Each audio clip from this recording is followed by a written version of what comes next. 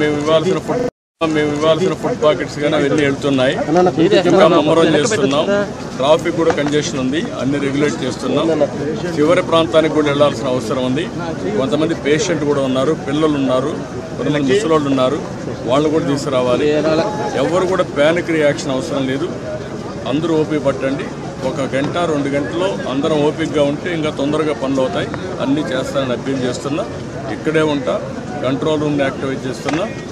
ఎంతవరకు చేయగలుగుతామో అన్నీ చేసి అందరిని ఆదుకుంటాం. 110 పైన బోట్లు పనిచేస్తున్నాయి.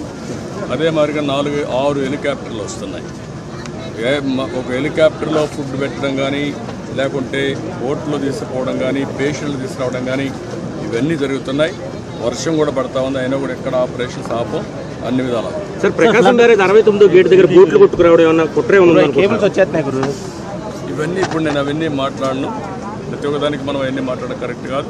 ప్రస్తుతం నా డ్యూటీ ఎట్టి పరిస్థితుల్లో కష్టాల్లో ఉండే ప్రజలను ఆదుకోవడం, వాళ్ళ ప్రాణాలు కాపాడుకోవడం, తక్షణ వాళ్ళకి కొంత సహాయం చేయడం అవసరం. అదే చేస్తాం. ఇంకా కూడా మనకు ఓవరాల్గా అక్కడే ఉంది. 11,40,000 క్యూసెక్స్ ఆఫ్ వాటర్ వస్తుంది. ఇది ఎప్పుడు రానంత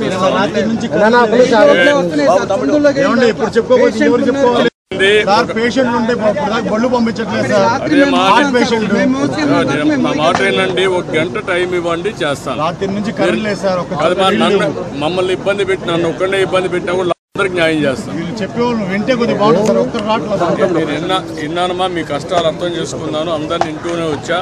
ఇప్పుడు మళ్ళా పోయి నేను అన్ని స్ట్రీమ్ లైన్ చేస్తాను. మళ్ళా వస్తాను, నేను చూసుకొని చేస్తాను. నాకు వదిలిపెట్టి నేను చేస్తాను.